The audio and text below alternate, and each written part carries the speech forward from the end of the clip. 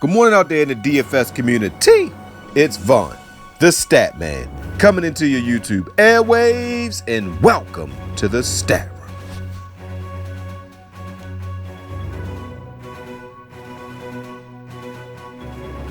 Everybody doing this wonderful morning. All right, ladies and gentlemen, before I get into this video, let me introduce myself, guys. I am Vaughn the Stat Man. You can follow me on Twitter at Vaughn the Stat Man. And guys, check out the website, vaughnthestatman.com. All right, ladies and gentlemen, before I get into this video, I wanted to say that I've had a lot of people ask me what contests should be played for the various games. Like if I play NFL, what are the best games to play? If I play MLB, and so forth and so forth. So this video, I will talk about MLB, NBA, and the NFL, and what are the best contests to play for each sport. All right, let's go right into MLB. First, we're going to talk about a GPP contest. Now, this is the contest that is a 50K Thursday MLB squeeze. It's 5K to first place. All right, in this contest, if you look at the upper left-hand corner, you'll see that it says 50K MLB squeeze, and it shows that you have 10,725 people that can enter. Your entry fee is $5.55. All right, now let's go look at the prizes. All right, if you're in last place, which is 2,675, you win $10. So if you do happen to cash, but you don't cash big, you don't even double your money. So basically, you have the same odds, like to cash in this as you would in a head-to-head. So in a head-to-head, you're going to win the same amount of money.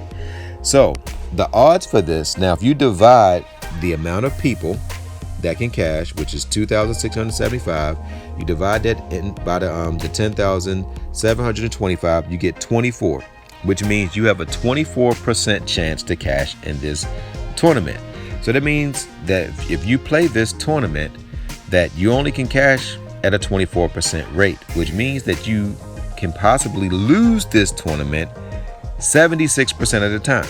Because if only 24% of the people win, and they're not even doubling their money, then your odds are even lower. Now, if you look at that,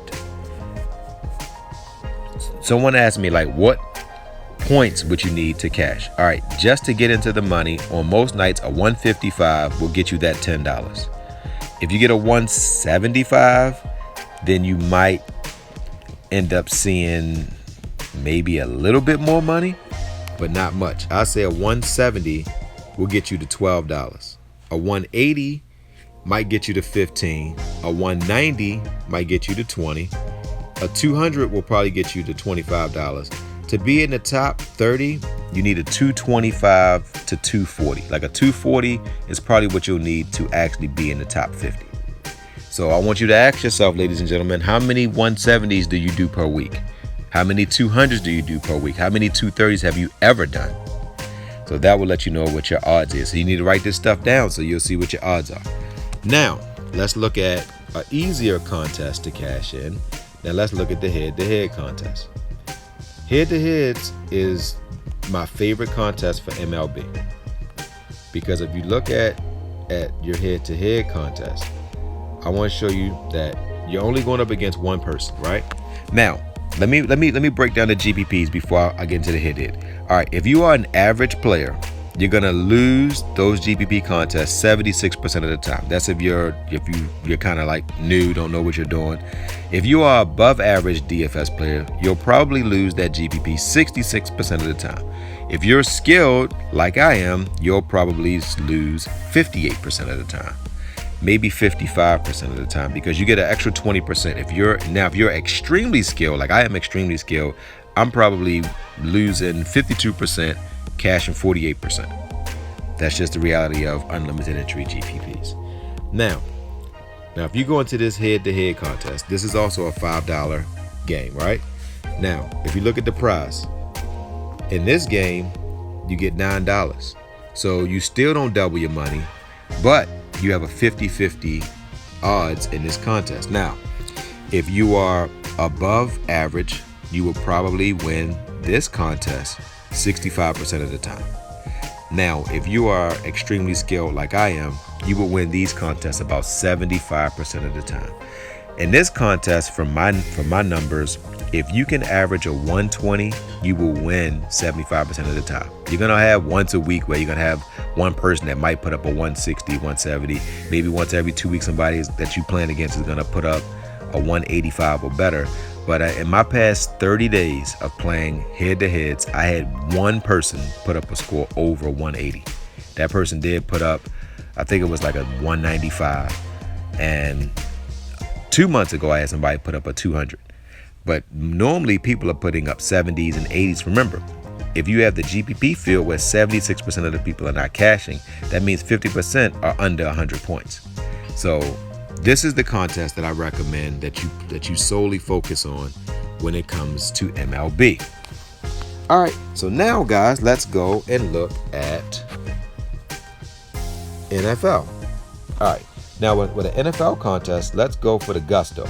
We're going to go all the way. We're going to do this thing. We're going to go and look at it on the big contest, right? So let's look at the $1 million contest, right? Now, on the $1 million contest, let's say we're going to enter this contest, right? Now, on a $1 million contest, you can have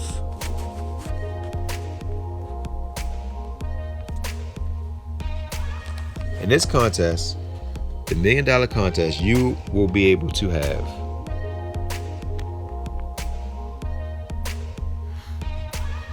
396,825 people that can enter the contest, right? So we know that that's the case.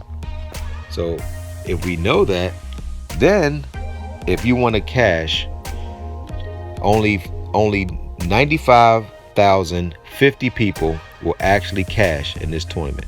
So you got to finish in the top 95,050 to win some money, and you will only win $15. So what that means is that you're not doubling your money. So if you write this down, guys, write this down. The only way you learn is to write it down. All right, guys. So now, if you look at that number, right? So if you divide those numbers, if you divide the 9550 by the 396,825, you come up with 23. So that means your odds to cash in this is even lower than it is in MLB. So if you look at this, your odds is even lower. Look at your prizes. All right, first place in this contest, of course. This is the Thursday game. Let me go back and let's get the full slate. Let me do it on my phone so I can match what I'm looking at on my paper. All right, so in this one, first place is $1 million, but now look at the bottom. So 95, 50, 15, right? So now, if you divide that, you get 23, right? So you have 23% cash rate, which is lower than MLB.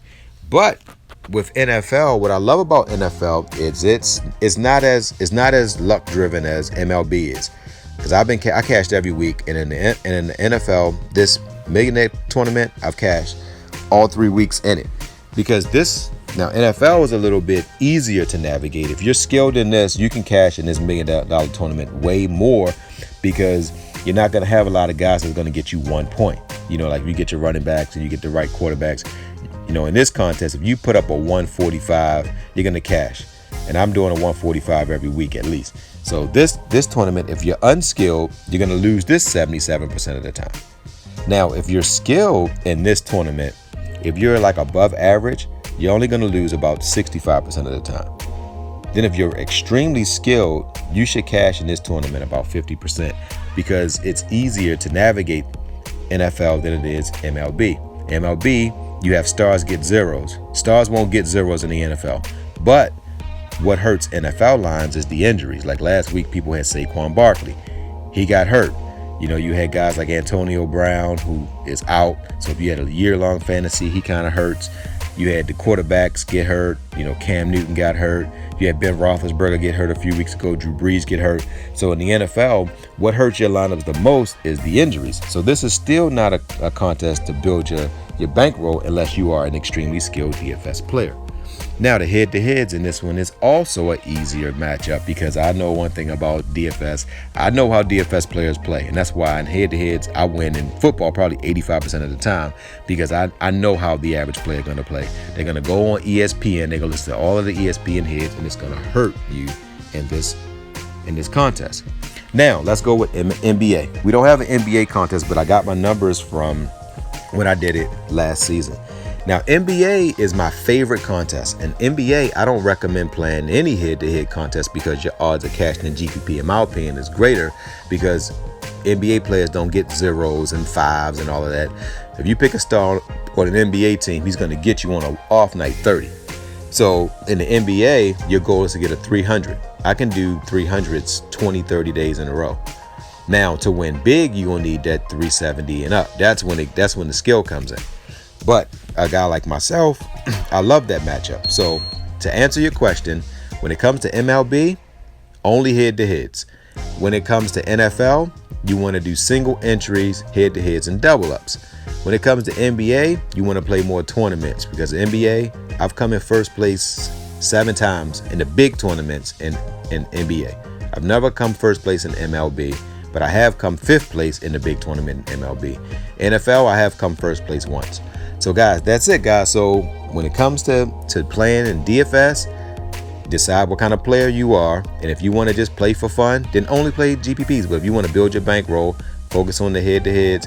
And if you really want to build your bankroll big time, you play head-to-heads on NFL and MLB. And when NBA rolls around, you focus on tournaments, and that's how you'll build your bankroll, especially if you're dealing with a guy like the Statman or somebody else that is skilled. All right, guys, so that's it, guys. So I am on to the rest of NFL, and NBA is coming up, guys. So good hunting on all your DFS contests. I hope this video made you a wiser and smarter DFS player. Love you guys. Hello, everyone. I am Vaughn the Statman. And I know everyone out there that's watching this video wants to be successful. Now, steps to becoming successful. Number one, you have to actually get up off your tail and you have to actually apply yourself. Everybody that's watching this video, you have to work on 3 things. Number one, you have to work on your discipline. You have to work on your execution. And first of all, you have to have a plan. Once you create a plan, you have to write down your goals to get to that plan. Everyone out there has the skill to do that. Everyone out there can be disciplined. And you need to spend less time on social media, spend more time reading books. And I also would recommend to surround yourself with people that can make you a better person, people who will challenge you. Because Jim Rohn says it best. You want to be better, stronger, and wiser. And everybody out there has the skills to do that. And for you religious people, in my opinion, the Bible does not favor lazy people. So you have to actually apply yourself. Ladies and gentlemen, I was homeless. I'm no longer homeless. I got up off my butt and I said enough is enough. So to change your life, say enough is enough. Get you a plan. You have to be disciplined and you have to execute and do research. Because success is only given to those who earn it. Love you guys.